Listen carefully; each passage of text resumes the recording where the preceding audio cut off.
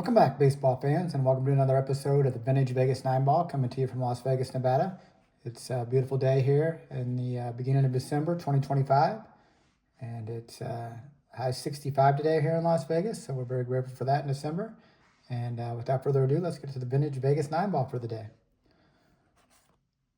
The first card is a Walt Weiss, and you see him here turning the double play, jumping over the runner, sliding into second.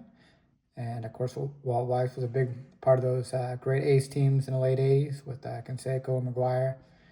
And yeah, he was a shortstop, and then he moved on to the Braves in the early 90s when they were very good, and was their shortstop. And just recently he's been hired to be the Braves manager, and we wish him well with that. And yeah, Walt Weiss, very good shortstop for several years in the big leagues. Put him on the Las Vegas A's stand for the VEGASTILTSKIN, and I wish him luck in his managerial role this year. Next card is a Pat Listash shortstop, and yeah, I remember Pat Listash. I remember him as a second baseman for the Brewers. You see him here with the Tino Martinez sliding into second as a member of the Mariners, and yeah, Listash. It's not quite as graceful as Weiss here. And turning that double play, looks like he's kind of airplaning after he's throwing the ball. Didn't jump out of the way, kind of stayed on the bag. Kind of dangerous, but especially back in those days when they really let the guys go into second hard. But yeah, Listash, good player, was Rookie of the Year, I believe, as a second baseman for the Brewers. And here he is in this sharp-looking flare card. I like this gray border. And yeah, Pat Listash, good middle infielder for the Brewers. Next card is another shortstop, probably the most graceful to ever do it. Ozzie Smith, the Wizard. And here he is at Dodger Stadium. You can see the facade there on Dodger Stadium. He's looking sharp in those baby blue pants and the dark navy warm-up V-neck.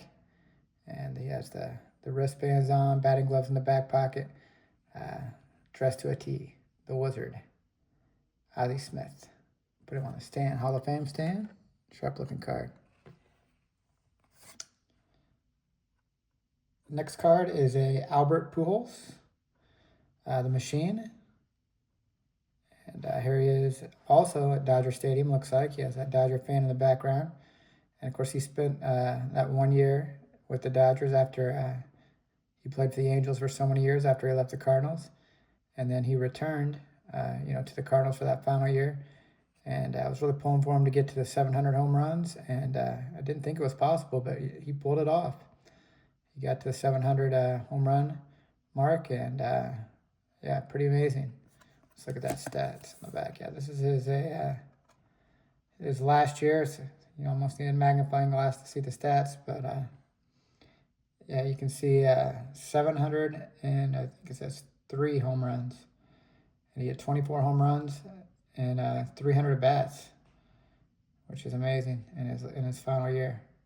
So yeah, Pujols probably one of the best right-handed players of this century. And yeah, the Machine. Yeah, that famous commercial for ESPN with the Captain Machine talking to him. Why don't you eliminate them, Albert? That's a nice looking card. Put him on the stand, the Hall of Fame stand. Next card is a Cub, Dickie Knowles. And Dickie Knowles was one of those players that came over from the Phillies. When Dallas Green became general manager in the early 80s, seems like the Cubs had just about everybody that was on the Phillies in the early 80s. And after they won that championship in 1980, they came over to the Cubs with Dallas Green, a lot of those guys. And yeah, Dickie Knowles famously he was arrested in the middle of the season. I believe it was in 1985 or 6. And yeah, he had to miss 2 weeks of the season. And yeah, because he was in jail, got in a bar fight, and then the cops came and he beat up one of the cops. And yeah, he had to serve 2 weeks in jail in the middle of the season, and that was a big story in Chicago. And yeah, Dickie Knowles, he was also one of those guys mentioned in the Pittsburgh drug trials, I think, because of this incident. And yeah, he was a good pitcher, kind of a 4 or 5 starter type guy. But I always remember for that bar fight where he had to spend 2 weeks in jail during the season. Dickie Knowles. Put him on the Cubs stand. Next card is a Dale Barrett. And Dale Barrett was one of those guys also mentioned in the Pittsburgh drug trials in the mid-'80s. And looks like he's reaching into to grab an 8-ball there. Now it just looks like a batting practice basket with about 8 balls in it. And yeah, Dale Barrett, son of Yogi Berra. A lot of pressure being the son of Yogi Berra. And he was kind of a shortstop, third baseman, and had some good years early in the 80s for the Pirates. And yeah, Dale Barrett, solid role player for those good Pittsburgh teams. Next player is another Pirate. It's the Gold Cup card of Paul Skeens. And of course, Paul Skeens is the talk of the town now in baseball. And I'm hoping he stays with Pittsburgh. And I hope Pittsburgh, they've been bad for so long that it's time that they had a good team. I saw they tried to make a pitch to sign Kyle Schwarber this offseason before he re-signed with the Phillies. And yeah, here's Skeens. And he has that top-notch mustache. And I saw that he went, I think on Yahoo, as Barat this year for Halloween with his beautiful girlfriend, Livy Dunn. So here he is in his Topps Gold Cup card, Paul Skeens. Let's hope he stays healthy and dominant, and for the Pirates or the Cubs. Next card is beautiful-looking Sammy Sosa going into his famous home run hop. And it's a beautiful-looking card. And let's see on the back here. That's first thing I notice here is it says Sosa bats left and throws left. And Upper Deck has to do a little bit better than that. One of the best players in the game, they got to know that Sammy batted right and threw right. So that's something that Upper Deck really should have known and should have caught. But yeah, Sammy, one of the best Cubs of all time. Definitely the most exciting player to watch of all time on the Cubs. And here he is going to his home run hop. I'll put him on the Cubs stand. The GOAT, Sammy Sosa. And the last card today of the Vegas 9 is a Bobby Thigpen.